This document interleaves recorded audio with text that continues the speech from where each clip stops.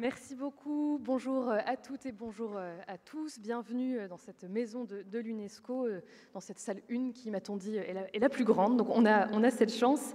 Alors je suis Aliette Ovine, productrice de l'émission Entendez-vous l'écho sur France Culture, où comme son nom l'indique, on parle pas mal d'économie tous les jours de 14h à 15h. Et je suis ravie d'animer cette conférence dont le titre est annonciateur d'un très large programme Économie 2 points. Comment changer de boussole? Donc voilà, le programme est pour le moins vaste. Alors moi, je dois vous avouer que j'ai beaucoup aimé cette question, ce thème, parce qu'il présuppose déjà que l'économie est capable de fournir une ou des boussoles, ou en tout cas d'offrir une vision de ce qu'on pourrait faire, de ce qu'il faudrait faire.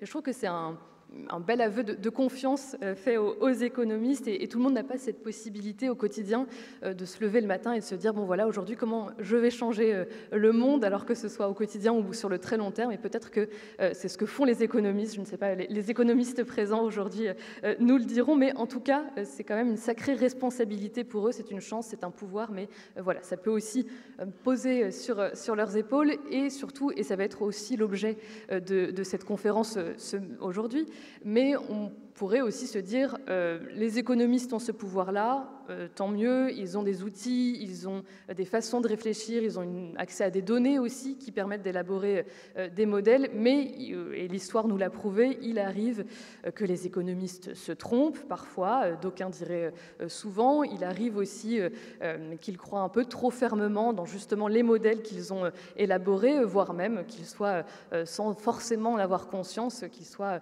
on va dire, drivés aussi par certaines convictions, certaines idéologies dont ils n'ont pas forcément toujours conscience. Quoi qu'il en soit, je pense, et je dis ça peut-être aussi en tant que présentatrice d'une émission d'économie, mais je pense qu'aujourd'hui, on a quand même particulièrement besoin des économistes, de personnes qui ont justement cette vision, et d'autant, et là c'est la partie moins facile de cette heure et demie qu'on va passer ensemble, d'autant qu'il est compliqué, on ne va pas se mentir, de faire des constats très positifs aujourd'hui à l'heure actuelle. Où qu'on porte le regard, les choses sont inquiétantes, pour ne pas dire alarmantes. Licenciements massifs et coupes budgétaires dans les programmes de recherche sur le changement climatique aux États-Unis. États-Unis où lundi dernier, le ministre américain de l'énergie, Chris Wright, qui est lui-même fondateur d'une entreprise de fracturation hydraulique, a qualifié de sinistre l'objectif d'atteindre la neutralité carbone et entend libérer l'énergie américaine en favorisant notamment l'industrie automobile. En France, les nouvelles ne sont pas excellente non plus. Depuis la démission d'Antoine Pellion, le secrétaire général à la planification écologique, 12 scientifiques qui faisaient partie de ce secrétariat général-là ont annoncé qu'ils allaient démissionner pour justement dénoncer ce qu'ils considèrent être des reculs, notamment concernant la pollution chimique des eaux et puis le zéro artificialisation nette. D'ailleurs, démission dont une économiste, Céline Guivarch, s'est portée garante. Et puis, côté européen, alors, il y a des prises de conscience, beaucoup de choses sont mises sur la table, sauf que, vu le contexte géopolitique actuel, on le voit bien, la priorité, elle est surtout à des programmes de relance notamment vis-à-vis de l'industrie de la défense et de l'armement, depuis les récentes tensions géopolitiques entre Donald Trump et Zelensky. Donc voilà, il s'agit au niveau de l'Union européenne, de comprendre aussi comment, dans un cadre plus global, comment rattraper un retard de croissance vis-à-vis des États-Unis. Et d'ailleurs, le titre de notre conférence fait mention d'une boussole. L'Union européenne aussi s'est dotée d'une boussole, mais elle concerne davantage la compétitivité qu'autre chose, et qui a été présentée le 26 février dernier.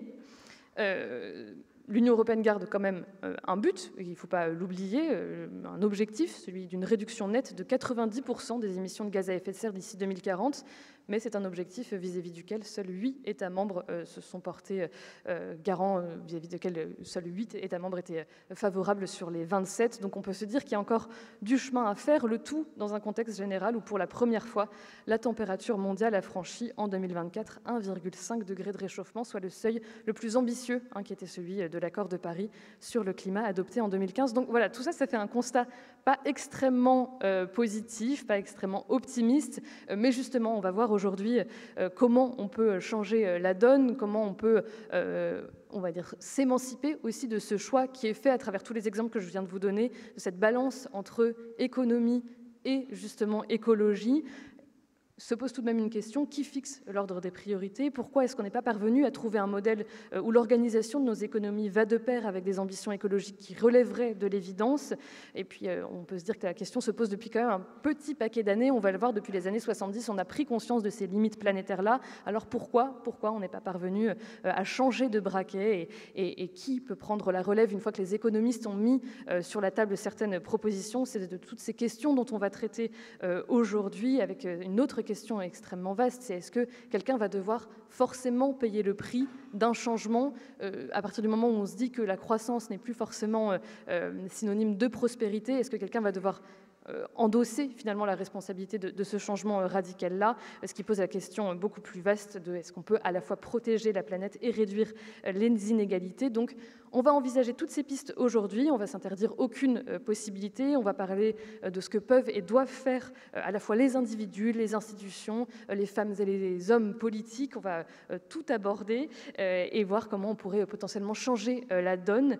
Alors pour ce faire, on a la chance d'avoir deux insiders, on pourrait dire, deux agents infiltrés, puisqu'on a deux économistes avec nous et deux autres intervenants qui, au contraire, portent un regard plutôt extérieur sur cette discipline. Donc c'est un très bon mix, je trouve, pour comprendre au mieux ce que l'économie fait à nos vies. J'ai donc le plaisir d'accueillir Agnès Benassi-Kéré. Agnès Benassi-Kéré, vous êtes sous-gouverneure à la Banque de France, vous avez été auparavant chef économiste à la Direction générale du Trésor et vous avez été également présidente déléguée du Conseil d'analyse économique. On va voir comment toute cette expertise vous a permis aussi de bâtir votre regard sur ce que peut l'économie. Avec nous également à distance, grâce à la visioconférence, Olivier de Schutter, rapporteur spécial des Nations Unies sur l'extrême pauvreté et les droits de l'homme, et Timothée Paric, qui est juste à ma gauche, chercheur en économie écologique à l'Université de Lausanne en Suisse. Vous êtes également docteur en sciences économiques et un grand spécialiste du lien entre économie et environnement, et vous allez aussi beaucoup nous parler de décroissance, puisque c'est un mot qui apparaît dans le titre de votre ouvrage « Ralentir ou périr, l'économie de la décroissance ». Et enfin, avec nous, Fanny Paris. Vous êtes anthropologue, docteur en socio-anthropologie à Sorbonne Paris-Cité, et vous étudiez depuis 2012 l'impact des croyances sur la consommation, et tout en dirigeant un certain nombre d'études pour de grandes entreprises. Donc déjà, un grand merci à tous les quatre d'avoir accepté de croiser vos regards pendant cette rencontre. Je pense qu'on peut les applaudir, effectivement.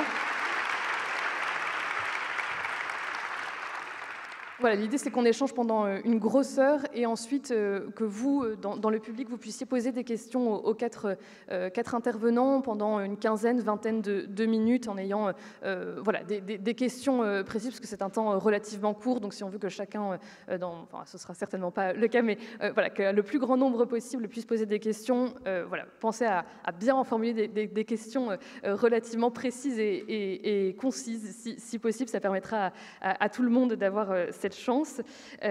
Première question pour vous, Olivier de Schutter. Je voudrais vous poser cette question en tout premier, précisément parce que vous n'êtes pas économiste, vous êtes juriste de formation, vous enseignez le droit international. Il se trouve que vous avez fait de la lutte contre les inégalités et à plus forte raison contre l'extrême pauvreté un combat.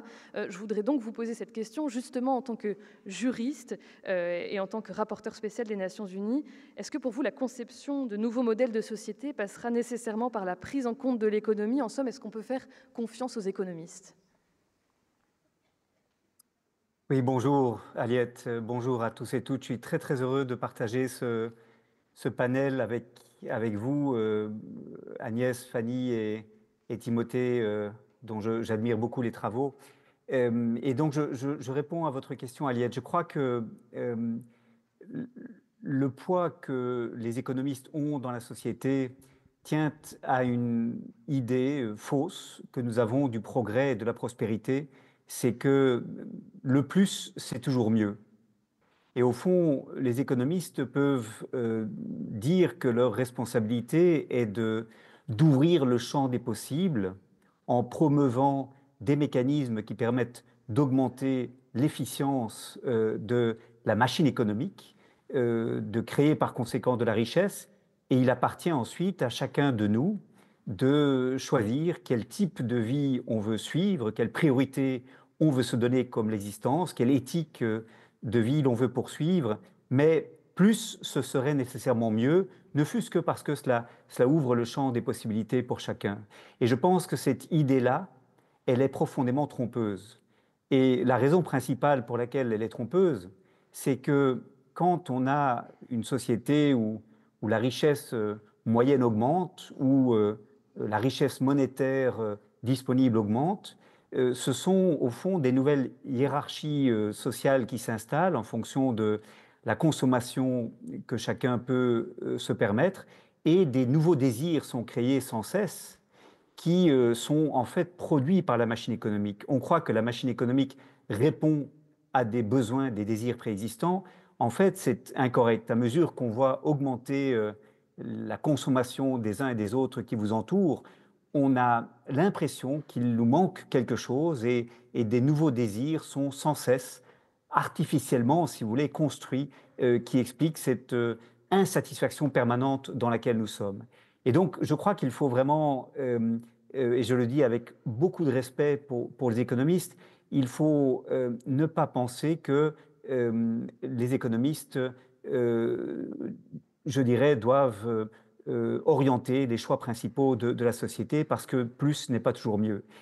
Et je terminerai simplement par ceci, c'est que, inévitablement, la question de comment organiser l'économie va se poser dans les années qui viennent, à mesure que nous cherchons d'autres modèles de développement. En fait, mon sentiment, c'est que les scientifiques des sciences de la nature ont, depuis 50 ans, 60 ans, tiré la sonnette d'alarme sur les limites planétaires et sur l'incapacité des écosystèmes à absorber les déchets, les pollutions que nous causons par nos modes de production et de consommation. Les écosystèmes ne peuvent pas non plus continuer de fournir des ressources nécessaires au métabolisme de l'économie. Et donc, les scientifiques des sciences de la nature ont établi un diagnostic depuis 50-60 ans sur les limites d'une croissance infinie. Les économistes n'ont pas encore réussi à véritablement répondre aux questions de la viabilité d'une société qui ne repose pas sur la croissance du PIB. On attend encore que des travaux comme ceux de Timothée Parikh précisément progressent pour donner des véritables alternatives aux politiques. Et on est en train d'assister, dans le monde des économistes, à une tentative de construire ces modèles alternatifs, notamment face à la question de la dette publique et privée et de la capacité de rencontrer le défi de la dette et du financement des politiques sociales sans croissance. Et enfin, les politiques restent complètement bloquées dans une logique du XXe siècle, où que l'on se situe à gauche ou à droite de l'échiquier politique, la croissance est vue comme la condition de tout le reste, le passage obligé de toute tentative d'améliorer la société. Les recettes sont différentes à gauche et à droite. Le partage des fruits de la croissance est vu différemment à gauche et à droite, mais les politiques de gauche comme de droite pensent que la croissance est inévitablement ce vers quoi nous devons nous projeter. Et ça me paraît très problématique, mais les économistes peuvent nous aider à dégager des alternatives qui nous permettent de nous passer de croissance. Merci beaucoup, Olivier de Schutter. C'est intéressant ce que vous nous dites, puisqu'il y a à la fois cette idée d'économiste qui reste coincée dans les anciens modèles et d'autres économistes qui mettent justement beaucoup de choses en œuvre pour tenter de comprendre la nouvelle donne dans laquelle on se trouve. Ça interroge à nouveau sur ce rôle des économistes. Agnès Benassi-Kéré, on l'a dit, vous êtes vous-même économiste et un modèle du genre, il faut le dire, vu toutes les institutions par lesquelles vous êtes passé. En général, quand on essaie de définir la fonction d'un économiste, ce à quoi il sert, on s'en réfère très souvent à John Maynard Keynes, qui a évoqué cette métaphore vis-à-vis du fameux économiste dentiste, une métaphore qui a été reprise d'ailleurs par Esther Duflo, prix Nobel d'économie, qui, elle, estimait qu'un économiste devait plutôt être un plombier, à savoir quelqu'un qui a des connaissances et qui, justement, va mettre ses connaissances sur le terrain. Agnès Benassi-Kéré, est-ce que vous considérez effectivement que c'est là le rôle de l'économiste? Est-ce que c'est justement chercher à réparer ce qui existe déjà, faire au mieux avec la donne qui existe, ou envisager de nouveaux modèles, de nouvelles perspectives? Merci pour l'invitation. Alors, Keynes, en effet, aurait souhaité que les économistes fussent plus proches des dentistes, parce qu'il considérait les dentistes comme des personnes modestes. Alors, je ne suis pas totalement sûre que les dentistes soient beaucoup plus modestes que les économistes, mais les économistes, effectivement, ne sont pas très modestes, et je le reconnais. Mais je voudrais plutôt prendre la métaphore d'Esther Duflo, parce que je pense que c'est la raison pour laquelle les économistes énervent autant les autres sciences sociales. C'est que les économistes sont un peu comme des plombiers, en effet. Ils arrivent avec leur mallette et ils disent où est la fuite, où est le tuyau bouché, et je vais vous réparer ça. Et donc c'est une attitude qui est différente des autres sciences sociales, où ils proposent des solutions qui sont rejetées par la société. Et donc, sur le réchauffement climatique, alors là, je m'inscris en faux par rapport à ce qui était dit. Je ne pense pas que les économistes veuillent toujours plus de richesse, toujours plus de PIB. Simplement, ils considèrent que le PIB, c'est une représentation des ressources disponibles pour investir dans la transition, justement.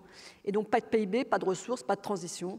Une preuve, c'est Covid, où le PIB a baissé en Europe de l'ordre de 5,5% et les émissions de gaz à effet de serre de l'ordre de 8%, donc on n'y est pas du tout.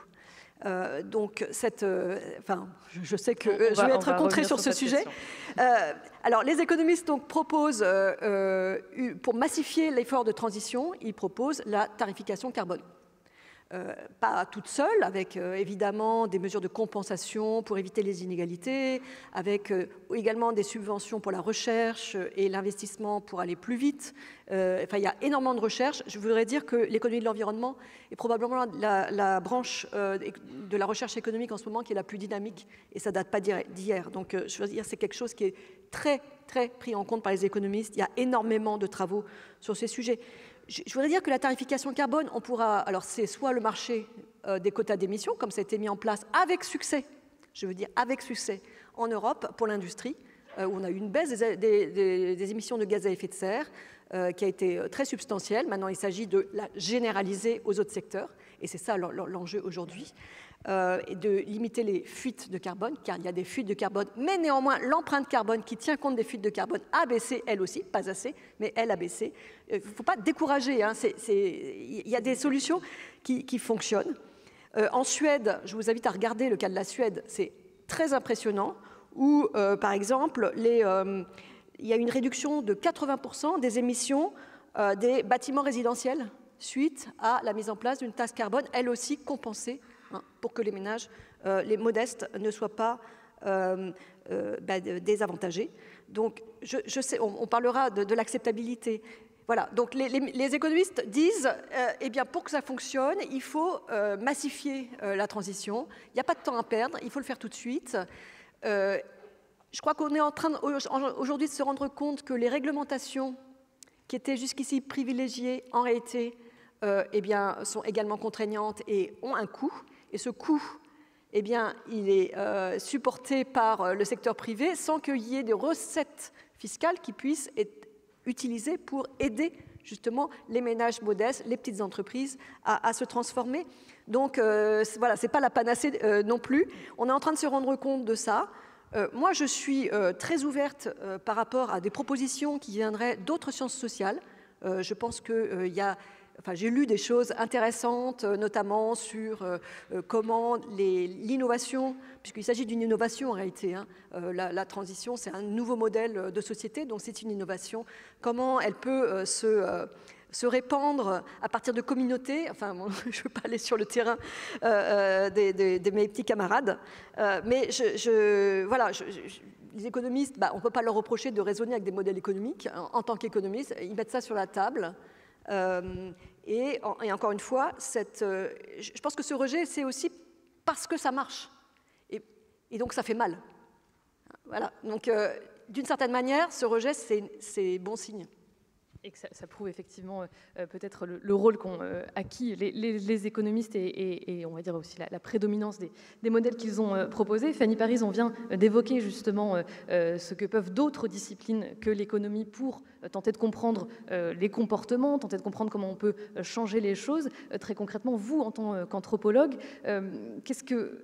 comment vous considérez finalement l'économie? Est-ce que c'est une façon très particulière d'aborder les faits et qui ne peut pas se suffire à elle-même, d'où le regard d'anthropologue que vous posez aussi sur des questions très économiques, la consommation et de fait la production qu'elle amène. est-ce qu'on a raison d'écouter les économistes? Est-ce que les économistes devraient davantage s'ouvrir de fait à d'autres disciplines et leurs représentants? Bon, en tant qu'anthropologue, je ne suis pas là pour dire ce que les économistes devraient faire ou non. Par contre, je suis là pour porter une posture interdisciplinaire en disant que ça va être l'ensemble des disciplines de sciences humaines et sociales qui peuvent apporter une vision ou une réponse à un enjeu qui est systémique. Pour faire le lien avec l'économie, je vais repartir sur la notion d'innovation. L'innovation, c'est quoi dans une perspective anthropologique? C'est un processus non linéaire qui suit 3 étapes. La première, ça va être celle de l'invention, qu'elle soit de procédés, techniques, marketing, sociétale. Donc là, c'est le paradigme de la transition tel qu'on le pense dans notre société. Ensuite, on a une deuxième étape qui est celle de la diffusion. Donc comment cette invention va trouver ou non sa place dans la société. L'acceptation de cette diffusion va dépendre à sa capacité à la fois à lever des contraintes, mais également à pouvoir, on va dire, s'imprégner ou s'intégrer de manière la plus simple possible. On va avoir des contraintes d'ordre social, matériel et symbolique. Et l'invention devient une innovation lorsqu'elle est réceptionnée par le plus grand nombre et qu'elle trouve sa place dans la société. D'un point de vue anthropologique, on va étudier cette transition à travers 3 grandes dimensions.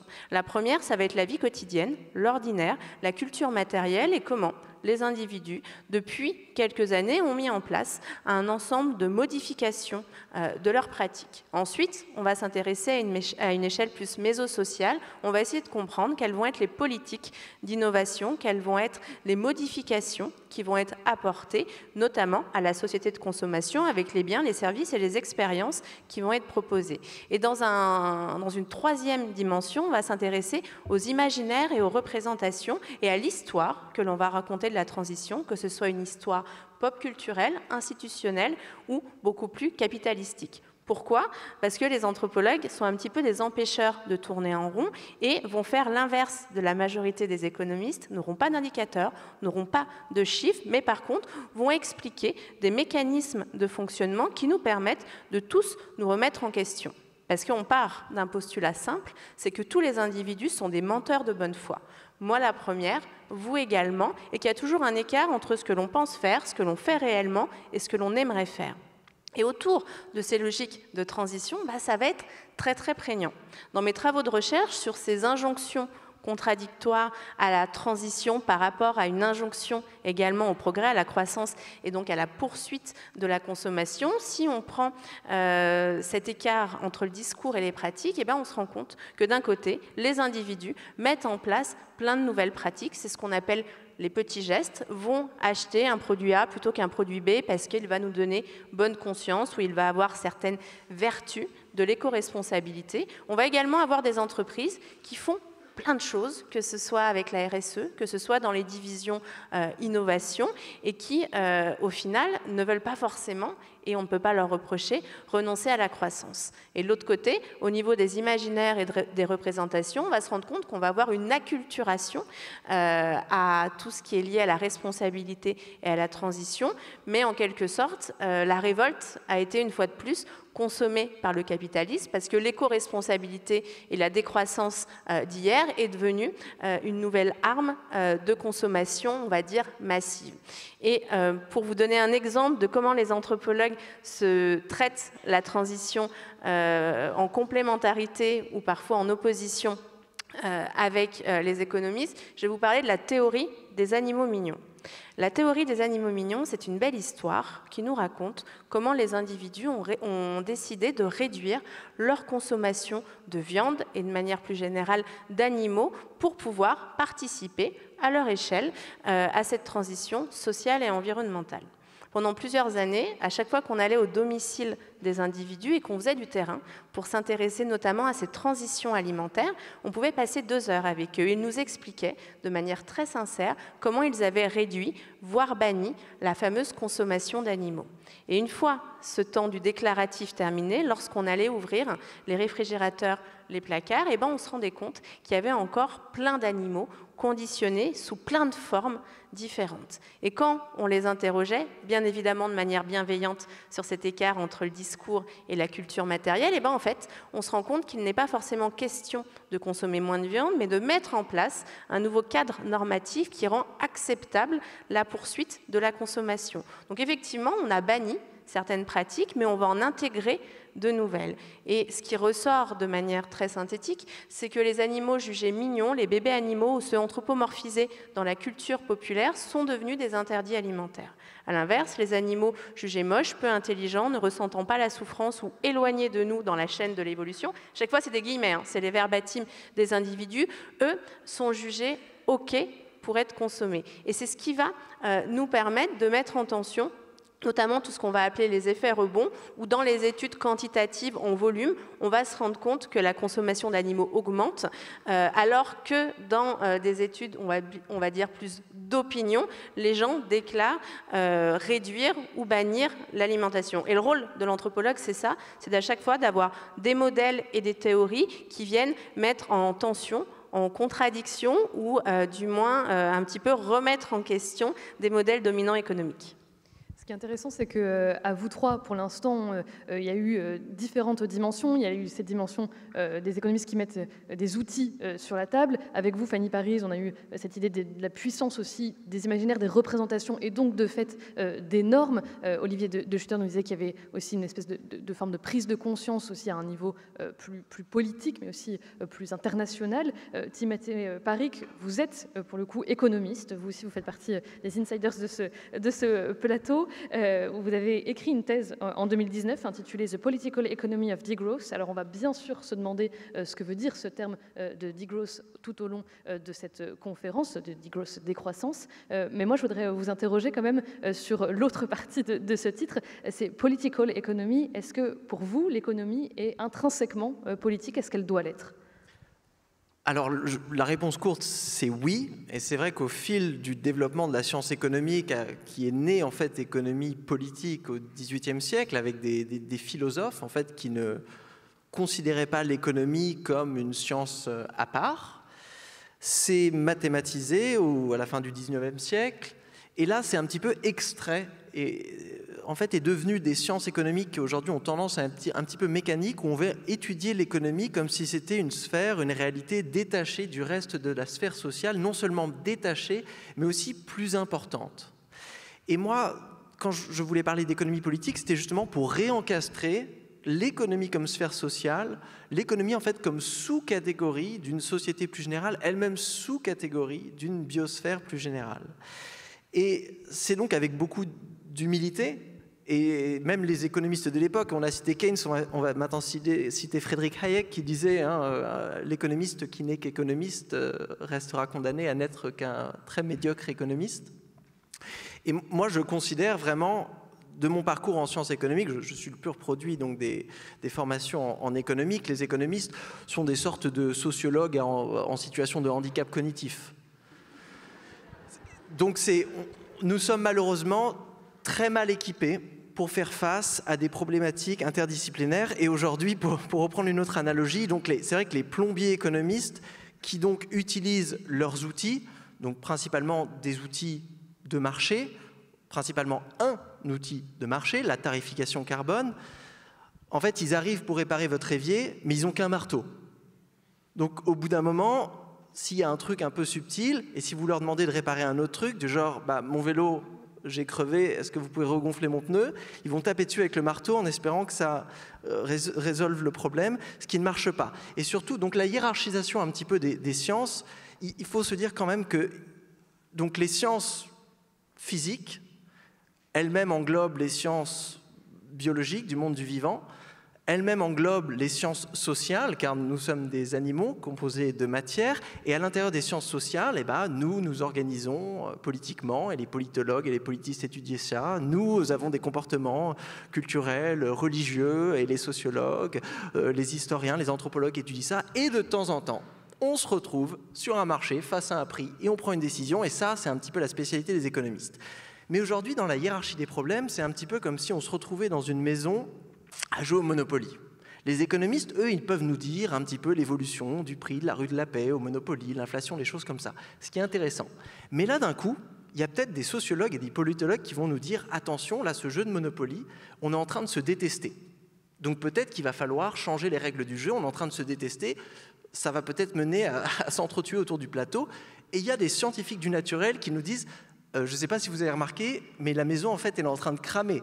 donc c'est bien gentil votre parti de Monopoly, mais il va falloir faire quelque chose. Sinon et donc, aujourd'hui, on a un petit peu tendance, malheureusement, avec cette hégémonie de la science économique et de l'économisme qui en ressort, de se concentrer sur les problèmes très pratiques du fonctionnement du jeu de Monopoly, sans pouvoir en fait avoir la vue d'ensemble qui viendrait contextualiser c'est quoi l'objectif de ce jeu? Pourquoi d'ailleurs est-ce qu'on joue à ce jeu?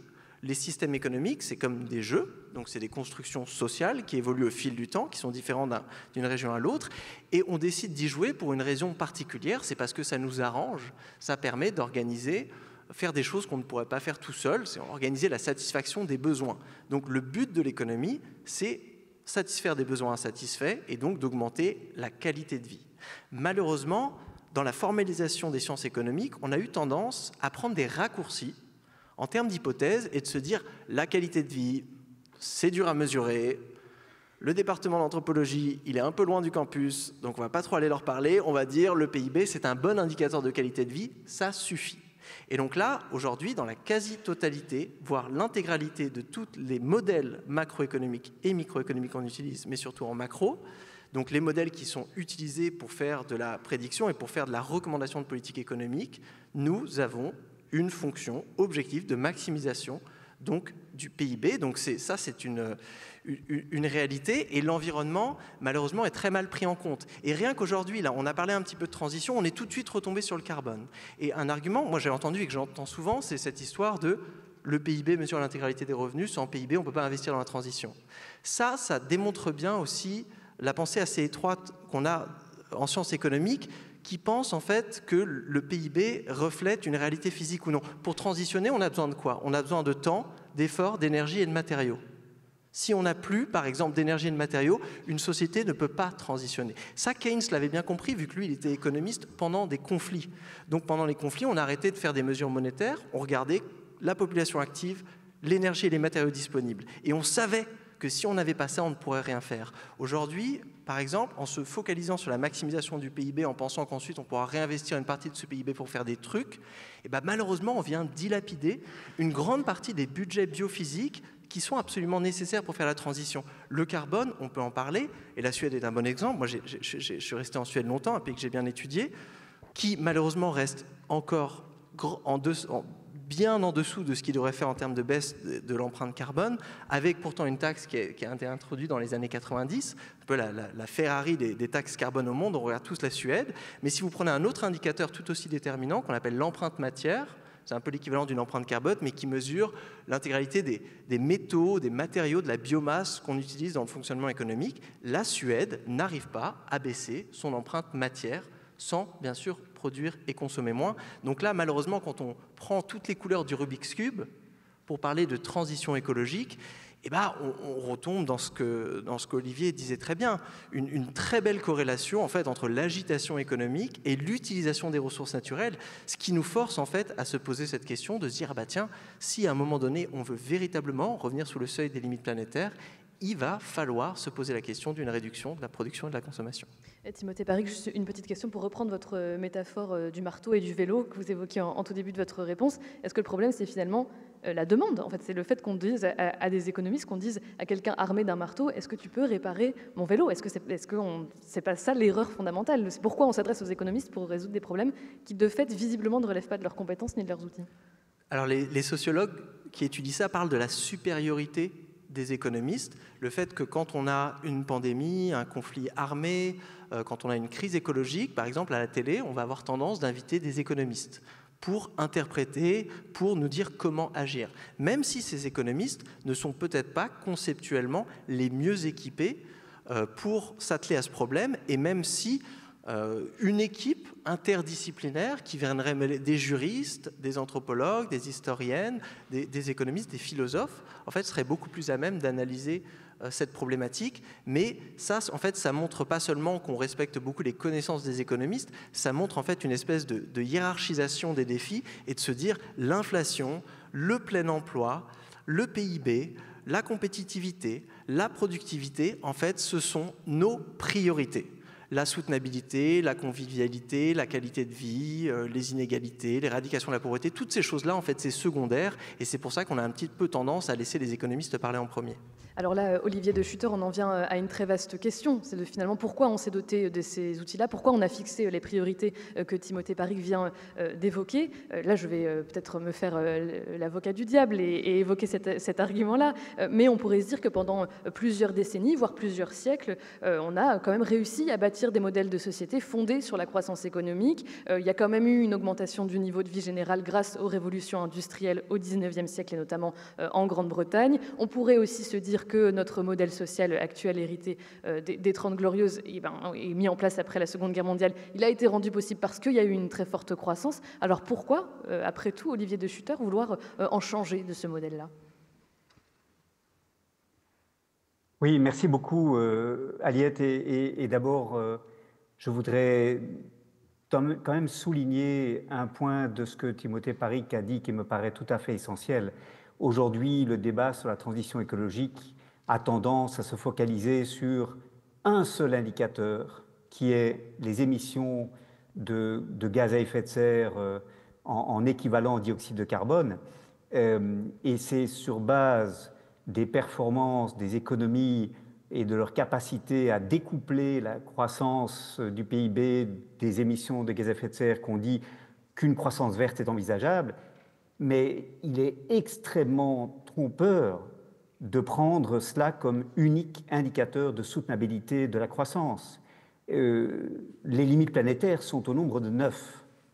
Et les écosystèmes, on leur demande non seulement d'absorber des gaz à effet de serre, mais aussi d'autres formes de déchets de pollution, de fournir des ressources, etc. Et donc, ça me paraît très, très problématique de parler de la Suède comme d'un exemple d'un pays qui réussit à croître sans dévier d'une trajectoire de soutenabilité écologique. Je ferme cette parenthèse et j'en viens à votre question, Aliette. C'est vrai, la croissance, elle a été utile pendant de nombreuses générations à améliorer le bien-être et elle a été nécessaire pour financer toute une série d'investissements que l'on devait faire pour permettre au niveau de vie d'être de nature à satisfaire les besoins des individus.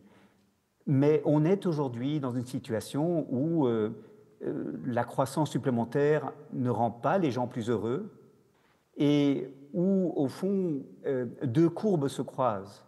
Si vous voulez, à mesure que la croissance augmente, on a une dégradation de l'environnement qui s'accélère et on est passé le cap où le métabolisme de l'économie était compatible avec les limites planétaires. On a donc dépassé ce seuil ou ces seuils que la biosphère nous impose. Et d'autre part, les gains supplémentaires de richesse ne rendent plus les gens plus heureux.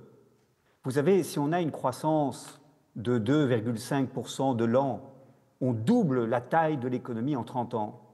Mais croyez-vous que les gens sont 2 fois plus heureux qu'il y a 30 ans? Pas du tout, ils sont plus malheureux. Et ils sont plus malheureux parce qu'on a tellement voulu se mettre en quête de croissance, renforcer la compétitivité, augmenter la productivité au travail, etc., que les écosystèmes n'en peuvent plus et que les gens sont épuisés. J'ai fait un rapport pour les Nations Unies sur l'économie du burn-out, où je tente de montrer combien la pression qu'on exerce sur les travailleurs et travailleuses au nom des gains de productivité et donc de l'augmentation du PIB que cela permettrait, commence à cause des problèmes d'anxiété, de dépression, de burn-out à une échelle tout à fait épidémique. Et donc, on est dans les pays riches, on a passé le moment où la croissance avait des effets positifs et elle a des effets négatifs qui l'emportent sur ces effets positifs. Alors, évidemment, il y a encore des pays dans le sud global, les pays à faible revenu, où on a besoin d'investir pour des voies de communication, pour des écoles, des hôpitaux et pour améliorer le bien-être de la population. Les besoins essentiels de la population ne sont pas satisfaits dans beaucoup de pays. Mais même dans ces pays-là, le type de croissance à laquelle on les a incités, prédatrice, exploitant une main-d'œuvre bon marché, extrayant des ressources non renouvelables de leur sous-sol, n'est pas soutenable. Et quand j'ai présenté aux Nations Unies un rapport sur comment éradiquer la pauvreté au-delà de la croissance, j'étais très surpris et favorablement surpris d'entendre que les pays en développement soutenaient mon message, qui était de dire la croissance telle qu'elle vous est présentée comme désirable, elle est en réalité de nature à vous empêcher de vous développer de manière soutenable. Elle ne sert pas votre développement à long terme et le projet de post-croissance ou de décroissance est en fait un projet décolonial. Parce qu'aujourd'hui, les pays en développement, très souvent, ne doivent leur croissance qu'à leur capacité à exporter sur les marchés mondiaux pour satisfaire la demande des pays de l'OCDE. Et cela explique que des trajectoires de développement qui sont extrêmement problématiques et qui ne bénéficient pas aux populations locales, notamment parce que beaucoup de ces pays doivent leur compétitivité dans les chaînes mondiales d'approvisionnement au fait que les travailleurs sont faiblement payés, faiblement représentés par des syndicats. Et au fond, l'avantage comparatif de beaucoup de ces pays, c'est de maintenir la population dans une pauvreté tout à fait insoutenable. Voilà, donc la croissance a servi à l'époque à améliorer le bien-être, incontestablement, mais à un moment donné, il faut reconnaître que l'économie est devenue obèse, exactement comme un individu, si vous voulez. C'est très bien de croître quand on a 12, 15 ans et qu'on grandit, c'est magnifique. Et puis à un moment donné, il faut arrêter de croître infiniment quand les besoins sont satisfaits, quand le confort est suffisant. Et la question alors devient celle que posait Timothée, convivialité, liens sociaux, compatibilité entre la vie professionnelle et la vie privée, familiale d'autre part, et bonheur, tout simplement, capacité pour chacun de s'épanouir dans ce qui le passionne. Fanny Paris, on arrive là à une question essentielle, et on peut applaudir Olivier de Schutter.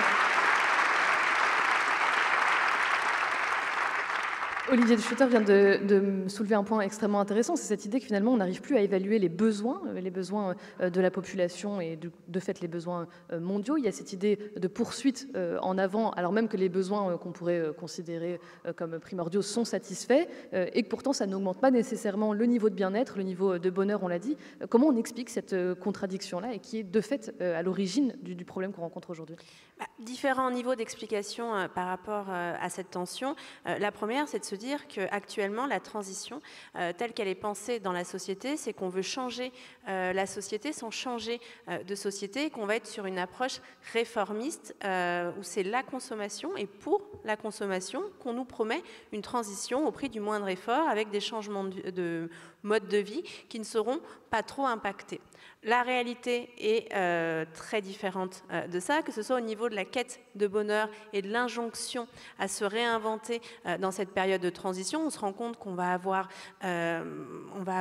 toutes des problématiques de charge écologique qui vont se déployer, d'éco-anxiété qui vont amener les individus dans une forme d'immobilisme et de statu quo malgré les différents changements ou bouleversements qu'ils ont intégrés dans leur quotidien. On va avoir toujours cette croissance, comme ça a été bien expliqué, qui va être un petit peu l'objectif. Donc c'est compliqué de faire différemment sans forcément changer les règles, et ça va amener aussi à des injonctions contradictoires. Et puis enfin, au niveau des imaginaires, on va toujours être encapsulé dans cette tension entre un progrès qui nous enverrait vers un imaginaire presque messianique où la transition aura pu avoir lieu sans forcément remettre en cause la pertinence de nos modes de vie. Mais ça, une fois de plus, c'est une grande histoire. Et ensuite, quand on va questionner tous ces indicateurs de bien-être, la croissance qui n'apporte plus ce qu'elle a promis à l'émergence notamment des classes moyennes mondiales, il faut aussi faire attention. Parce que nous, en tant que chercheurs, on va avoir un biais de l'esprit en partant du principe qu'effectivement, dans une société où on a tout, peut-être que notre modèle n'est pas bon. Mais ce que l'on observe d'un point de vue sociologique et anthropologique, c'est qu'on va être sur des fractures, notamment sociales, mais maintenant en plus qui sont écologiques. On va avoir une transition pensée par la consommation qui exclut plutôt qu'elle unit et qui va renforcer les inégalités et qui nous fait oublier que peut-être faire moins, avoir moins, faire différemment, c'est possible quand on a déjà beaucoup, mais que pour d'autres individus qui vont être sous tension sociale, économique et on va dire psychologique, et peut-être que cet imaginaire de la société de consommation, avec le profit, la croissance et le bien-être, et avec cette idée de confort, est encore énormément présente. Ce paradigme du confort est central parce que, en fait, cette injonction individuelle à changer va se heurter à cette logique de garder, de conserver cette idéologie et cette croyance dans un confort issu des sociétés occidentales et des modèles capitalistes, malgré les différences. Et ça peut aussi expliquer cette résistance au changement à toutes les échelles de la société, autant individuelle, intermédiaire et collective. C'est ce que j'allais vous demander, Fanny Paris, c'est que finalement, on a eu une prise de conscience assez tôt. En mai 68, par exemple, il y avait des slogans à bas la société de consommation. Ça faisait partie d'un certain militantisme. On a l'impression que ça n'a jamais vraiment dépassé cette sphère-là du militantisme, justement. Comment on explique que, vous parliez d'imaginaire, que finalement, l'imaginaire d'une moindre consommation ou d'un rejet de cette société de consommation, ce soit beaucoup plus compliqué pour cet imaginaire-là de s'imposer que l'imaginaire dont on parlait, celui de l'imaginaire capitaliste, tout simplement, et celui de l'accumulation. Alors, 2 éléments de réponse. Paradoxalement, ce discours qui était minoritaire et militant il y a quelques dizaines d'années, en fait, il a beaucoup plus de place qu'on ne le croit aujourd'hui dans la société parce que c'est devenu un discours démocratisé. Et tellement démocratisé qu'on est acculturé à être dans une permacrise, à être dans une injonction à la transition qui va être présentée comme le mal du siècle, mais on en parle tellement qu'au final, on a l'impression que c'est relativement à la fois loin de nous et que les initiatives individuelles que l'on va faire avec ces petits gestes ou alors le fait de s'inscrire dans une consommation plus éco-responsable, comme j'ai pu l'étudier, va suffire. Mais si on dézoome, et c'est là que c'est extrêmement paradoxal pour les individus, c'est que oui, à l'échelle de l'individu, plein de changements ont été faits, des prises de conscience, un changement de représentation du monde est en cours. Mais par contre, si on dézoome, si on se détache de cette perception et du ressenti des individus, on s'aperçoit que tout cet affairement est fait au final pour que rien ne bouge et pour maintenir la société dans un certain immobilisme et même de manière, on va dire, un petit peu provocatrice, je pourrais même demander si la transition a vraiment commencé de ce niveau-là. Maintenant, si on dézoome encore et qu'on a une vision anthropologique de la société, on va avoir en fait un problème avec l'acceptation de nos contraintes. Sur quoi repose chaque société? Sur un ensemble de contraintes qui sont devenues des normes pour pouvoir assurer la survie du groupe et pouvoir maintenir une vie en collectif possible avec des individus qui ne se connaissent pas tous par lien d'interconnaissance directe. Actuellement, on est dans une période qui n'est pas forcément agréable, on ne va pas se le cacher, parce que les normes édictées ne correspondent plus aux problématiques sociales et environnementales de notre époque. Cette approche réformiste par et pour la consommation de la transition ne va pas essayer de trouver de nouvelles normes, c'est-à-dire de faire accepter de nouvelles contraintes et de les intégrer, mais va davantage se dire comment on essaye de trouver des solutions pour que les normes, même si elles sont un petit peu étirées, même si les individus sont étriqués dans celles-ci, nous permettent de maintenir ce qui nous semble, on va dire, cohérent autour du bien-être et de la croissance tel qu'on l'entend dans les sociétés occidentales. Or, les contraintes vont être mises sous le tapis alors que ce n'est pas quelque chose de négatif. Une contrainte est une norme qui n'est pas encore acceptée. Et à quoi ressemblerait notre société si les contraintes d'aujourd'hui sont les normes de demain? On se rend compte que ce n'est pas forcément quelque chose qui est horrible à vivre. On va juste avoir des valeurs et des représentations du lien social, de la convivialité, du bonheur qui vont être différentes. Pour vous donner un petit exemple, quand j'ai posé cette question à mes étudiants l'année dernière sur à quoi ressemblerait le monde de demain avec les contraintes d'aujourd'hui comme normes,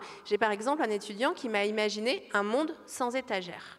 Donc effectivement, ce monde sans étagère, au départ, c'était surtout pour m'enquiquiner et pour essayer de pousser mes limites. Mais en fait, si on va plus loin et si on a une vraie réflexion sociologique et anthropologique, il va questionner la notion de stockage et d'accumulation de richesse. Si on ne peut plus stocker, si on doit penser le quotidien de manière différente et qu'on enlève les étagères de notre quotidien, toute notre vie, toutes nos routines quotidiennes, tout le lien que l'on va avoir avec notre environnement direct et indirect va être bouleversé. Et c'est ni bien ni mal, mais par contre, ça nous oblige à changer de perspective. Et penser les contraintes comme point culminant ou comme début de transition nous oblige à nous poser des questions sur nous-mêmes, mais surtout sur les choix de société qui sont en train d'être faits actuellement sur la transition. Et là où c'est extrêmement intéressant, c'est qu'on pourrait se dire que les économistes, même nos économies actuellement, ont déjà mis en place des formes de contraintes qui aimeraient incarner cette possibilité de se transformer en nouvelles normes. Agnès Benassi-Guéret, de ce point de vue-là, on pourrait se dire que toutes les avancées, on va dire législatives notamment, qui ont eu lieu dans les années 2000 et tout un ensemble de contraintes qui vient s'imposer aux entreprises, aux collectivités, en termes de quotas, en termes de taxes notamment, et ce fameux concept du signal prix, tout ça, ce sont des contraintes qui imposent aussi et qui tendent à faire émerger de nouvelles normes. C'est aussi ce qu'on a observé d'un point de vue très, très économique, là encore. Absolument. Alors, peut-être je voulais dire que moi, je ne crois pas que l'économie soit comme un Monopoly. Je pense que Trump pense que l'économie, c'est un jeu de Monopoly, c'est-à-dire c'est un jeu à somme nulle. Ce qui ne va pas pour moi... Donc si l'Union européenne crée un euro de richesse, alors c'est un euro de richesse de moins pour les États-Unis. Je ne crois pas non plus que les économistes pensent qu'il faut maximiser le PIB. En tout cas, moi, ce n'est pas ce que je lis dans la littérature. En général, les modèles cherchent à maximiser le bien-être de la population. Ce bien-être peut avoir la consommation dedans, mais aussi des éléments environnementaux ou d'inégalité. Donc, je voulais quand même faire ce point, parce qu'il ne faut pas croire que les économistes cherchent à maximiser le PIB. Au contraire, ils sont un peu en colère contre la Chine, qui semble vouloir maximiser son PIB alors que sa consommation n'est pas du tout maximisée. En tout cas, le bien-être de la population ne l'est pas. Je voulais dire aussi qu'effectivement, il y a une différence entre l'empreinte carbone et l'empreinte matérielle, et il y a plusieurs limites à la croissance, limites matérielles planétaires. Mais les économistes ont un principe qui est un instrument, un objectif. Donc si votre objectif, c'est de limiter les émissions de gaz à effet de serre, alors je vous propose la tarification carbone, qui, encore une fois, fonctionne. On peut avoir d'autres objectifs, comme par exemple, il y a quelques années, en Irlande, avait été introduite une taxe sur les sacs de caisse. Vous savez, les sacs plastiques qui ont disparu là maintenant, créant une nouvelle norme. Eh bien, en quelques mois, très rapidement, les sacs de caisse ont disparu. Enfin, ça fonctionne. Le signal prix fonctionne. On peut ne pas aimer, mais ça fonctionne. Et il y a des moyens, le Conseil d'analyse économique a montré qu'il y a des moyens de faire en sorte de ne pas augmenter les inégalités.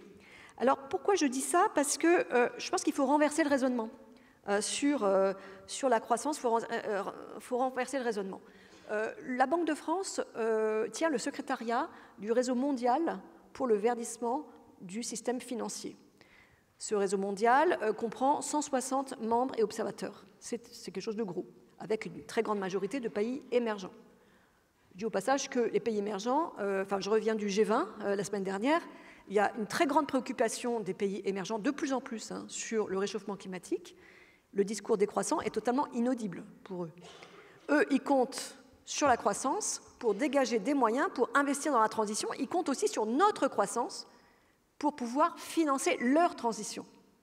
Ça, c'est aussi un aspect. Donc, le PIB, ce n'est pas seulement l'assiette fiscale pour nous, financer notre transition, nos services publics, notre protection sociale, mais c'est aussi l'assiette de richesse pour le secteur public, faire donc des prêts, des dons aux pays plus pauvres, mais aussi le secteur privé pour pouvoir investir. Je rappelle ça. Mais je reviens maintenant sur pourquoi renverser l'approche. Parce que donc ce réseau mondial publie régulièrement des scénarios à long terme, et il va bientôt publier des scénarios à court terme d'ailleurs. Et que disent ces scénarios? Ils disent, dans un scénario net zéro, c'est-à-dire qu'on atteint au niveau mondial zéro émission à l'horizon émissions nettes à l'horizon 2050, eh bien ça correspond à une hausse de la tarification carbone de l'ordre de 200 € par tonne. Eh bien, dans ce scénario, cette hausse de la tarification carbone, naturellement, fait baisser le PIB par rapport à un scénario central. Ça ne fait pas de la décroissance, ça fait une croissance plus faible par rapport au scénario central, qui serait un scénario théorique, on sait qu'il n'existe pas, sans réchauffement ni politique de transition. Donc ça fait baisser un peu, voilà. Mais ce qui est vraiment dramatique, c'est que, évidemment, l'absence de politique net zéro fait baisser encore plus le PIB par rapport au scénario central. Donc, finalement, l'abaissement relatif du scénario de croissance par rapport à un scénario, disons, business as usual, eh bien, enfin, c'est même pas business as usual, c'est un scénario théorique sans réchauffement, et eh bien, c'est une conséquence, c'est pas le point de départ, c'est le point d'arrivée. C'est-à-dire qu'on admet le fait que la tarification carbone, eh bien, ça va pousser les entreprises, par exemple, à transformer leur processus de production. Ils ne vont pas produire plus, ils vont même plutôt produire moins. Donc, ils doivent investir pour produire toujours autant. Donc, ils ne vont pas le faire naturellement. Et ça, c'est un point qui est quand même très important. C'est-à-dire que les gens ne vont pas changer leurs habitudes, les entreprises, les ménages ne vont pas changer leurs habitudes comme ça, volontairement. Alors peut-être qu'il y a une mode qui se répand, et voilà, c'est très bien d'avoir, de plus prendre l'avion, c'est très bien d'avoir une voiture électrique, que sais-je. Mais ça, c'est le domaine des anthropologues, des sociologues. Je ne sais pas comment ce genre de mode se répand. Moi, ce que je sais, c'est que, encore une fois, la tarification, ça marche, changer le prix, ça marche, ça fait mal, mais ça marche. Timothée Barrick, on a déjà évoqué plusieurs fois le mot de décroissance. Peut-être que c'est le moment quand même de le définir de façon, on va dire, une bonne fois pour toutes, voilà, et essayer de comprendre quelles pourraient être ses implications, et notamment vis-à-vis de ce que vient de dire Agnès Benassi-Kéré sur l'horizon aussi que ça implique, notamment pour la société, de ce qu'on veut. Est-ce qu'on veut de la sobriété? Est-ce qu'on veut survivre dans la société telle qu'elle est aujourd'hui? Qu'est-ce que nous dit la décroissance vis-à-vis de cet horizon-là? Alors, une économie, macroéconomiquement, elle peut faire trois trucs. Elle peut produire et consommer plus, ce qu'on mesure par une augmentation du PIB. Elle peut avoir un PIB stagnant. 0% de croissance, ça veut dire que votre économie, elle a la même taille que l'année précédente. Ça ne veut pas dire un arrêt de l'économie. Et vous pouvez avoir une croissance négative, donc produire et consommer moins. Moi, ma spécialité, c'est d'étudier le lien entre donc les activités économiques, leur croissance, leur décroissance, leur stagnation et l'empreinte écologique. Aujourd'hui, dans l'intégralité des pays à haut revenu, on est dans un cas de ce qu'on appelle la surchauffe écologique. C'est-à-dire que notre empreinte est largement supérieure à la biocapacité, et même les pays les plus efficaces au monde, les pays avec des politiques publiques environnementales anciennes, et la Suède en fait partie, en fait, n'ont pas réussi à inverser cette tendance pour la plupart des variables écologiques. Et les seules variables écologiques où on voit une petite inversion des tendances, notamment l'empreinte carbone, en fait, les baisses sont beaucoup plus proches de stagnation que de baisses véritables quand on les compare aux limites planétaires. Donc là, ça nous met face à une décision. On se dit, ah bah tiens, si on ne peut pas verdir non seulement la croissance, mais juste le volume total des activités économiques dans ces pays, et si l'on doit absolument revenir sous le seuil des limites planétaires avant des seuils d'irréversibilité, par exemple un réchauffement climatique, nous allons devoir produire et consommer moins. Là aussi, c'est un résultat agrégé. On ne va pas au ministère de l'économie et on baisse le volume du PIB. Ça ne marche pas comme ça. Mais c'est de se dire, ah bah tiens, on identifie par exemple les biens et les services les plus intenses en carbone, en matière, en eau, en sol, en impact biodiversité, en impact pollution de l'air, et on va mettre certaines contraintes en fait, sur la consommation et la production de ces biens et services. Des contraintes de prix, mais pas seulement, des contraintes économiques et des contraintes non économiques, c'est là où ça devient très interdisciplinaire.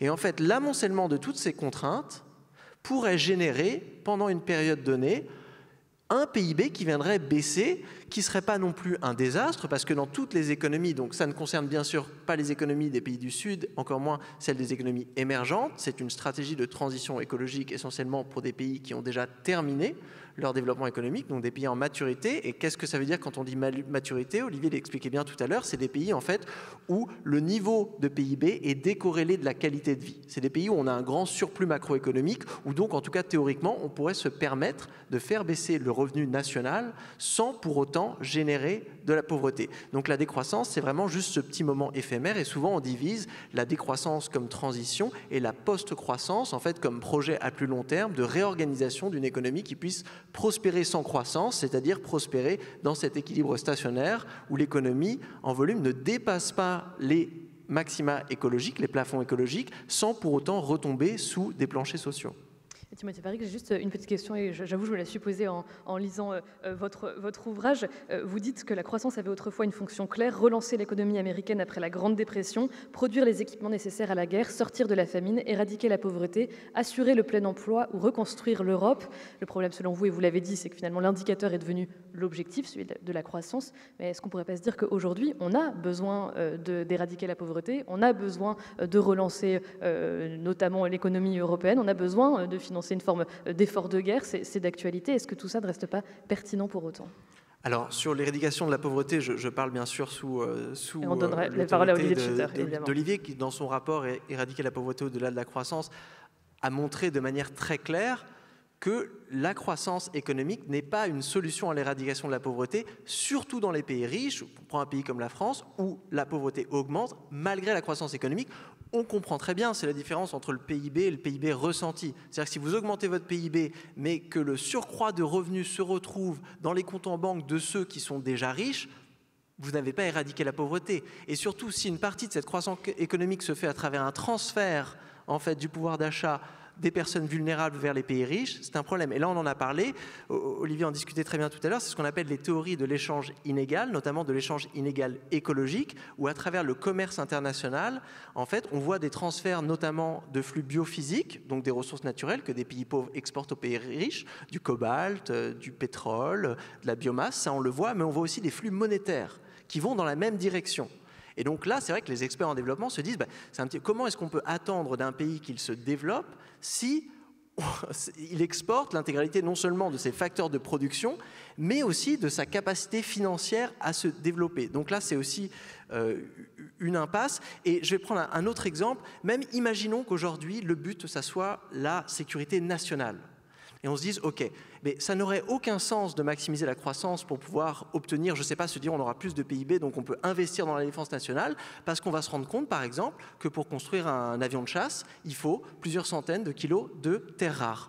Mais on va se rendre compte que nos terres rares, en fait, on les a peut-être déjà gaspillées en changeant notre téléphone tous les 1 an au lieu de le changer tous les 10 ans, en construisant des SUV démesurés alors qu'on aurait très bien pu faire vivre les voitures qu'on avait déjà, ou même en ayant trop de voitures. Donc là, c'est la stratégie de se dire il faut vendre de plus en plus de voitures, de plus en plus de téléphones, de plus en plus de trucs pour faire augmenter le PIB, parce qu'ensuite, on pourra l'investir dans la défense nationale. Et le jour où on se rend compte que certains pays vont nous dire non, nous on arrête de vous exporter des terres rares parce que par définition c'est rare et on les garde pour nous, et on se rendra compte qu'avec notre gros PIB, on ne va pas pouvoir le manger, on ne va pas pouvoir construire des avions avec, on ne va pas pouvoir construire des lignes de train ou des pistes cyclables. C'est là où moi je veux en revenir en fait à une planification concrète de la transition, en comprenant bien que les euros, c'est simplement un protocole d'accès à des ressources réelles, des ressources humaines et des ressources naturelles. Se concentrer sur les euros, c'est se concentrer sur le doigt qui montre la lune. Olivier de...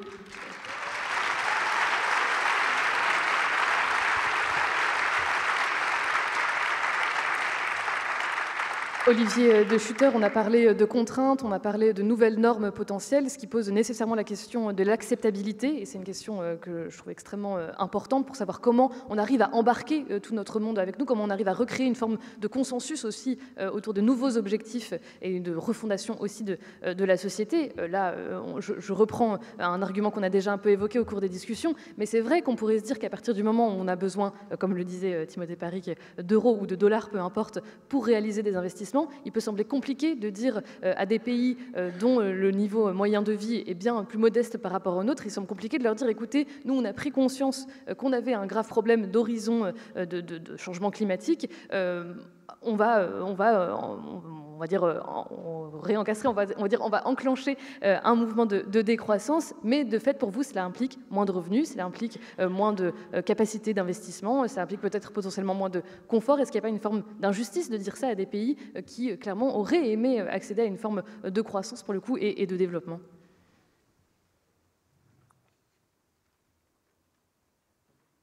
Je crois qu'il faut dire deux choses là-dessus. La première, c'est que un pays n'est pas l'autre. Et il y a une science économique si on veut, mais il n'y a certainement pas une politique économique qui est valable pour tous les pays. Et certains pays en développement, à faible revenu, doivent effectivement faire des investissements qui permettent de satisfaire les besoins de la population. Ça me paraît absolument évident. Il ne s'agit pas de prêcher à ces pays pour que tout d'un coup, ils mettent le doigt sur le bouton pause et qu'ils arrêtent tout. Ce qui est extrêmement problématique, par contre, c'est que nous ayons un modèle de croissance dont eux demeurent dépendants, et ça me paraît un des obstacles majeurs à une transition écologique à l'échelle mondiale, c'est que le développement des pays pauvres qui doivent faire ces investissements, qui doivent répondre aux attentes légitimes de bien-être de la population, dépendent de notre croissance infinie pour pouvoir continuer à se développer. Et ça, c'est le résultat d'une interdépendance créée par la mondialisation, mais c'est extrêmement problématique. Et dire, je m'excuse, je vais être un peu explicite ici, dire que ces pays veulent que nous continuions, nous, dans les pays de l'OCDE, à croître, parce que de là dépend leur développement, c'est extrêmement problématique. D'abord, ces pays sont déjà hyper endettés et croire que leur donner des prêts est une solution, c'est totalement illusoire. Et ensuite, parce que ces pays ont des populations qui ne sont pas toujours en accord avec le modèle de développement fondé sur la croissance de leurs dirigeants.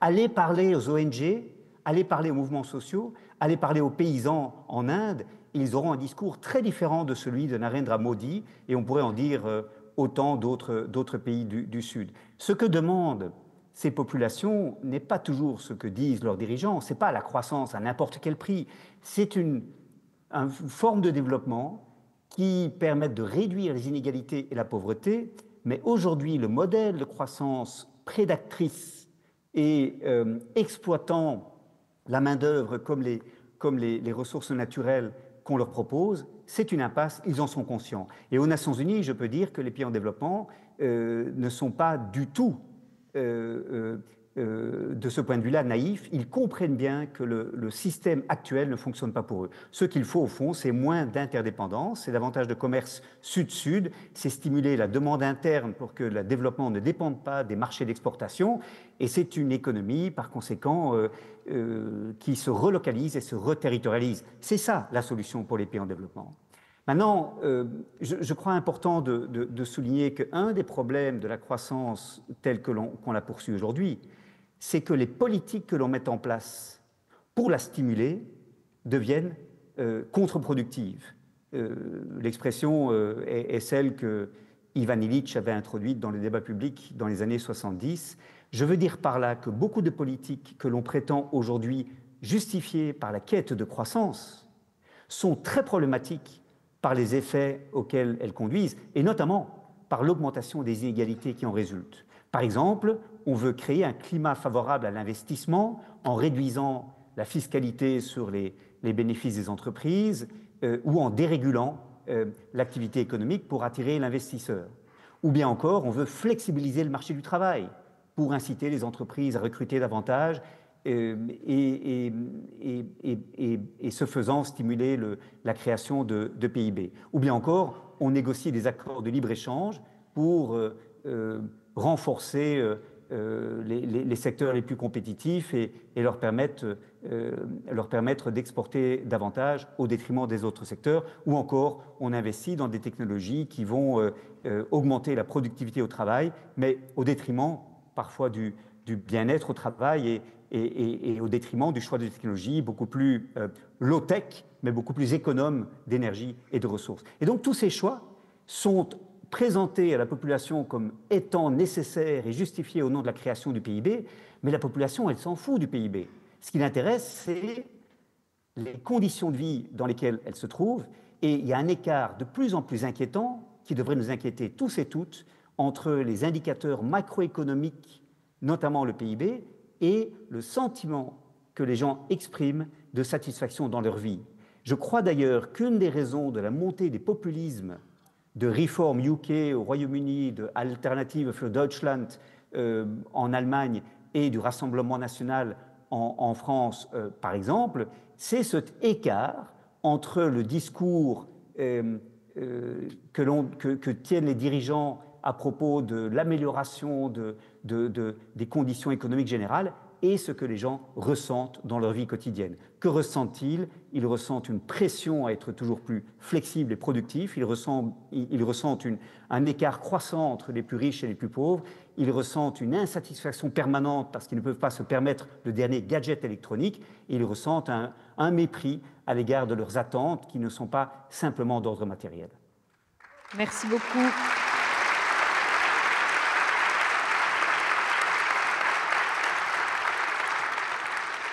Merci beaucoup Olivier De Schutter. J'aurais une petite question beaucoup plus rapide pour vous, parce qu'on est bientôt en train d'atteindre le moment où on passe la parole à l'assistance et au public. Il y a quand même cette question qui demeure, vous l'avez dit, il y a une sorte de décalage entre ce que veut la population et finalement comment ce message-là est relayé dans les instances plus politiques. Le PNB fait partie des indicateurs des Nations Unies depuis 1953. Les déclarations de Rio sur l'environnement et le développement de 1992 comprend un engagement à soutenir un système économique international ouvert et favorable, propre à engendrer une croissance économique. Clairement, la croissance reste quand même dans certaines institutions un horizon et qui a l'air relativement indépassable. Comment on explique ce décalage finalement entre ce que vous dites sur l'avenir des populations et la façon dont ils l'envisagent et la place très grande de ces indicateurs-là et de cet horizon de la croissance? Oui, je crois que le diagnostic est correct. On a effectivement focalisé beaucoup l'attention sur la croissance du PIB depuis l'après-guerre et les travaux de Simon Kuznets qui, au départ, avaient été commandés par le président Roosevelt pour permettre de mesurer la capacité des États-Unis à sortir de la crise économique qui avait démarré en octobre 1929. Mais le choix du PIB comme indicateur de la performance de l'économie dans les travaux de Kuznets eux-mêmes n'était jamais vu comme équivalent à une mesure du bien-être ou de la prospérité. Ce sont deux choses différentes. Et je crois qu'en termes de perception par la population en général de la situation dans laquelle elle se trouve, il y a tout de même une question qui mériterait d'être posée, c'est celle de l'appropriation démocratique, je dirais, de la vie économique.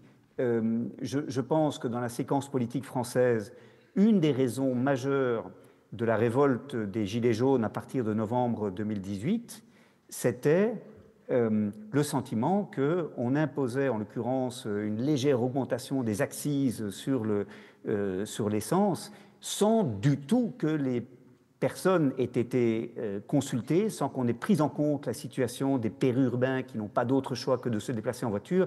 Et cette révolte qui s'exprimait, c'était surtout le résultat d'un sentiment de mépris par les élites des conditions de vie de ces personnes-là qui n'avaient pas le choix. Et d'ailleurs, la séquence politique française, c'est quoi? C'est que pour répondre à cette crise des Gilets jaunes, le président Macron a appelé un grand débat national qui a été un grand défouloir, si vous voulez, de frustration. Et puis, une convention citoyenne pour le climat qui a débouché sur des propositions faites par 150 personnes, tirées au sort, un échantillon représentatif de la population française, propositions qui allaient beaucoup plus loin dans le souci de réconcilier transition écologique et justice sociale que ce que n'importe quelle politique avait osé proposer. Quel est l'enseignement qu'on peut en tirer? C'est qu'en faisant participer les gens, en allant vers des formes de démocratie beaucoup plus participatives et en ayant une économie plus participative, on peut aller plus loin. Donc, moi, je suis convaincu qu'une des clés pour ce que vous appeliez, Aliette, l'acceptabilité, c'est la démocratisation non seulement de l'État, mais aussi de l'économie, pour que ce soit les vraies priorités des gens qui soient prises en compte et pas des indicateurs abstraits de PIB dont les gens, je le répète, n'ont que faire. Merci. Merci Olivier De Schutter. Pour terminer ce tour d'horizon, avant de passer la parole au public, Timothée Parrique, cette question de l'acceptabilité, elle se pose de fait dès lors qu'on pose sur la table cet objectif, cet horizon extrêmement ambitieux qu'est la décroissance. Il y a tout de même cette question de savoir comment on demande aux gens tout simplement d'accepter potentiellement de gagner un peu moins, d'avoir un salaire un peu moindre, de consommer un peu moins, de produire un peu moins, de revenir à des standards qui ne sont pas les leurs. Comment on crée ça? Comment on crée... Alors on parlait d'imaginaire avec Fanny Paris, mais comment on crée ça en termes, encore une fois, presque plus démocratique aussi? Et de payer plus d'impôts, me dit Agnès Benesse-Siré. Déjà, il faut prendre en compte les inégalités. Très simplement, si on a des objectifs de réduction de l'empreinte carbone et qu'on divise l'empreinte carbone par décile, on se rend compte qu'en France, l'empreinte est proportionnelle au niveau de richesse. Et donc, ça va demander des efforts très conséquents à ceux qui sont très riches, le premier décile, les 20%, les 30% les plus riches. Ce qui tombe très très bien c'est que ça va dans ce sens-là, c'est-à-dire c'est ceux qui sont les plus agiles financièrement. Quand une société se transforme, quand vous êtes pauvre, la pauvreté, elle mesure en fait l'absence d'agilité de transformation. Donc aujourd'hui, si c'était les ménages les plus pauvres qui avaient l'empreinte la plus élevée, on serait vraiment dans une transition difficile. Notre transition, elle est facile, parce que c'est justement ces ménages les plus agiles qui vont devoir se contraindre le plus. Et puis je ne pense même pas que ça soit une contrainte qui soit forcément un sacrifice, parce que le chapitre 5 du dernier rapport du GIEC l'a très bien montré. Il y a des co-bénéfices sociaux, macro-sociaux, on l'a vu par exemple, moins de voitures en ville, moins de pollution de l'air, moins de maladies cardiovasculaires, moins de dépenses publiques de santé, une meilleure facilité à financer l'État-providence, des cercles vertueux, et aussi des co-bénéfices individuels, moins de consommation de viande rouge, moins de problèmes de santé, allègement des dépenses contraintes alimentaires et bien sûr une baisse conséquente de l'empreinte carbone. Alors je ne dis pas que tous les changements sont du win-win, mais dans la démocratisation qu'appelle Olivier de Schutter, je pense qu'il y a une vraie problématique, une sorte de convention citoyenne de la prospérité, de se dire de quoi avons-nous vraiment besoin aujourd'hui, comment voulons-nous utiliser les 24 heures que nous avons par jour, donc des questions en fait anthropologiques qui dépassent de loin le pouvoir d'achat, la capacité d'investissement qui sont liés à d'autres mécanismes très complexes de création monétaire, d'organisation des entreprises.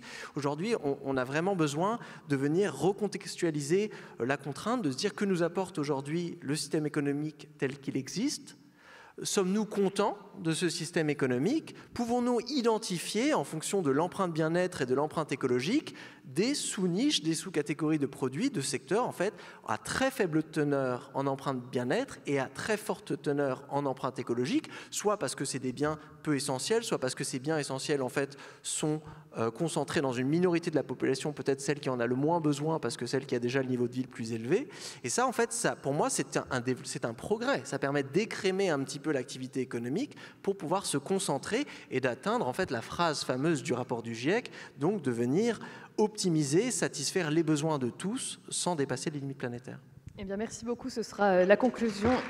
Alors, un petit mot, très rapidement. Non, je voulais dire que je suis d'accord que les riches vont contribuer davantage à la réduction des émissions que les pauvres. La première chose qu'il faut se demander, c'est qui sont les riches.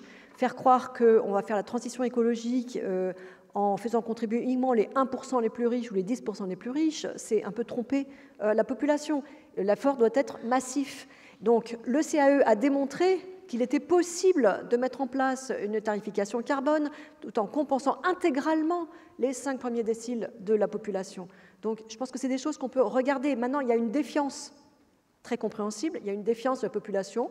Moi, je pense qu'on peut surmonter cette défiance, on pourrait surmonter cette défiance avec un principe de crédit carbone qui serait distribué à la population de manière équitable, y compris dans la dimension géographique qui est difficile à capturer, parce qu'en réalité, les plus grandes inégalités, c'est géographique et non pas par décile. En termes d'émissions carbone, les plus grandes inégalités sont plutôt géographiques. Donc voilà, je pense que les économistes aussi ont réfléchi à ça. Faut pas laisser je ne voudrais pas laisser croire. Je sais que j'ai le mauvais rôle ici, de toujours rappeler qu'il y a des contraintes budgétaires, que les finances publiques en France sont particulièrement précaires et que l'aide au développement, ça coûte aussi, et que les pays en développement attendent notre aide, surtout après le retrait des États-Unis. Bon, je sais que j'ai le mauvais rôle de tout ça, de rappeler les équations budgétaires, mais je ne voudrais pas aussi faire croire que les économistes ne se sont pas intéressés à la question des inégalités. Ce n'est pas vrai. Merci beaucoup. Et pour le coup, on termine vraiment sur ces paroles qui permettent effectivement d'instaurer un peu de nuance. Alors, il nous reste 10 minutes et 30 secondes pour procéder à un échange avec vous, le public, ce qui nous laisse peu de temps. Donc, je pense qu'on aura le temps d'avoir une ou deux questions. Donc, je veux bien que vous les formuliez de façon très concise et pas trop longue, si possible. Ce serait parfait. Il y a un micro qui va circuler dans l'assistance, normalement. Allez-y, je vous laisse arbitre et juge. Merci. Déjà, merci à tous pour vos super présentations. J'avais juste une question pour Timothée Paric. Vous avez dit que pour certains pays, pour les pays, c'était capable de prospérer sans croissance. Donc, j'aimerais juste savoir ce que c'est pour vous la prospérité.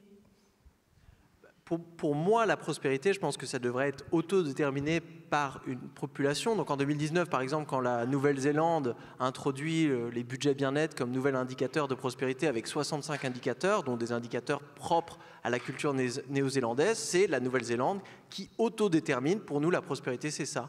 De la même manière qu'en France, on pourrait déterminer la prospérité à l'échelle de la nation et surtout à l'échelle des territoires.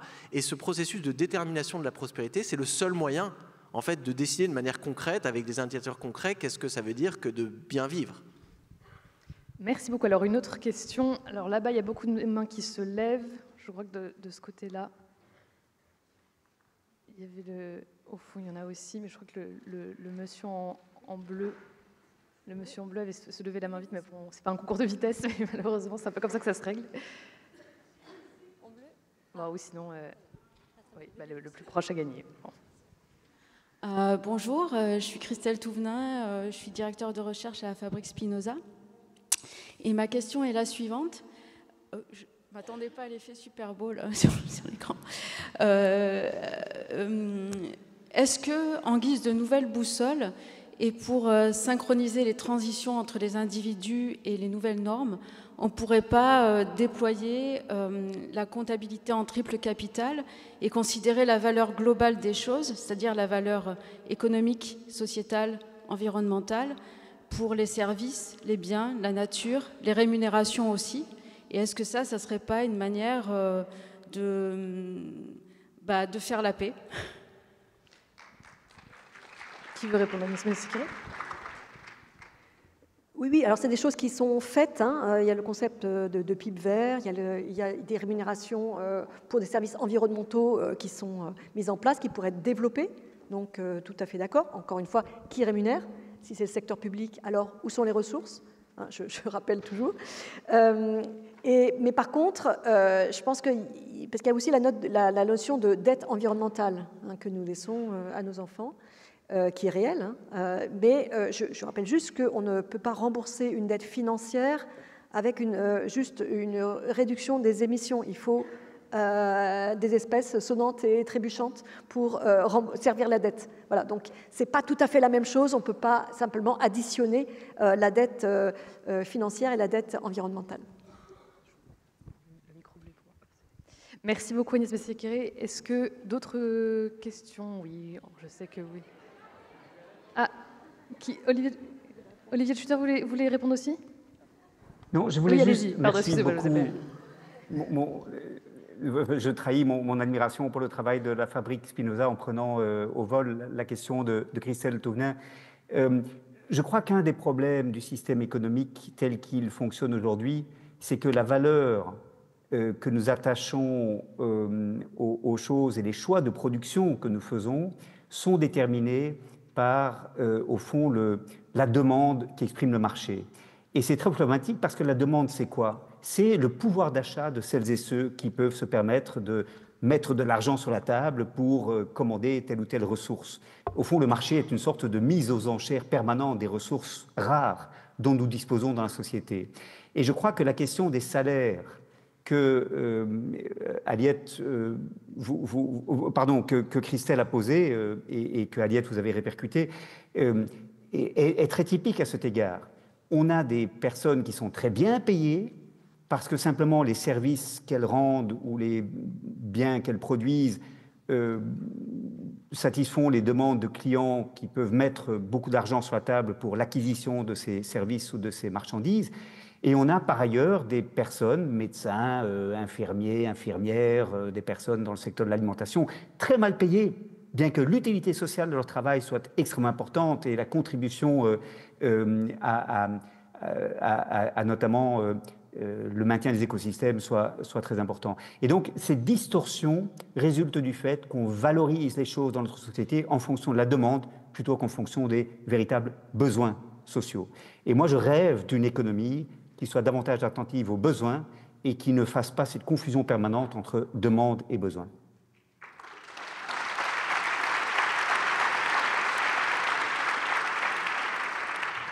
Merci beaucoup Olivier de Schutter. Alors, il y a encore quelques questions. Je crois juste derrière vous, il y a un jeune homme qui lève la main. Bonjour. Alors, je souhaiterais tout d'abord remercier les organisateurs de l'Université de la Terre. C'était vraiment, et c'est toujours un superbe événement. Merci pour vos interventions respectives. Et je souhaitais mentionner la Cour européenne des droits de l'homme, l'arrêt climat. L'arrêt climat, c'est Paris qu'en puissance. C'est la décroissance en tant qu'obligation matérielle pour les États membres. Et voilà, juste c'est fait, c'est passé, et aujourd'hui il n'y a plus qu'à.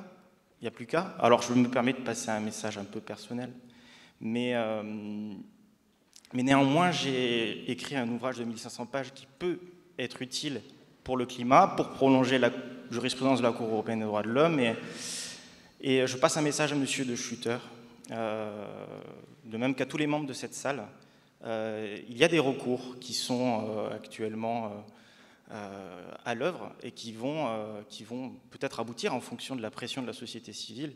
Je renvoie en fait vers chacun d'entre vous. Vous avez tous un rôle à jouer pour la vie, pour le vivant, et pour, pas mon ouvrage à moi, pour le vivant, pour la Cour européenne des droits de l'homme, pour nos droits. Alors, peut-être que je pourrais juste le message, je suis désolée, il reste que 3 minutes d'intervention. Une question aux intervenants. Cet arrêt climat, pour vous, que signifie-t-il? Alors, qui veut répondre? Olivier De Schutter, peut-être. Très brièvement, le temps nous est compté. Merci de votre intervention. On a une série de juridictions, y compris la Cour européenne des droits de l'homme, dans une affaire portée par une association de personnes âgées de Suisse, qui disent au gouvernement « vous n'en faites pas assez ». Et les droits humains sont aujourd'hui violés parce que l'on ne fait pas assez en matière d'atténuation du changement climatique. Au fond, ce que cette montée en puissance du juge dans ce débat illustre, c'est une incapacité pour les gouvernements d'aller assez vite, et au fond, c'est une difficulté pour les systèmes démocratiques de véritablement prendre la mesure de l'urgence climatique. L'enjeu, ce sera évidemment que ces décisions de justice soient suivies d'effets. On a plusieurs décisions de justice rendues, par exemple, aux Pays-Bas ou en Belgique ou ailleurs, que les gouvernements ont édulcoré, ont évité et n'ont pas totalement mis en œuvre. Mais merci de rappeler ce rôle important de la jurisprudence pour nous aider à identifier le bon cap et effectivement changer de boussole.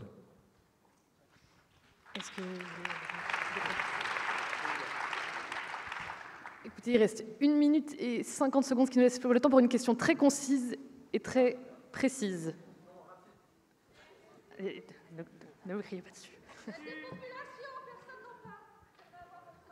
Attendez, on a passé le micro à une autre personne.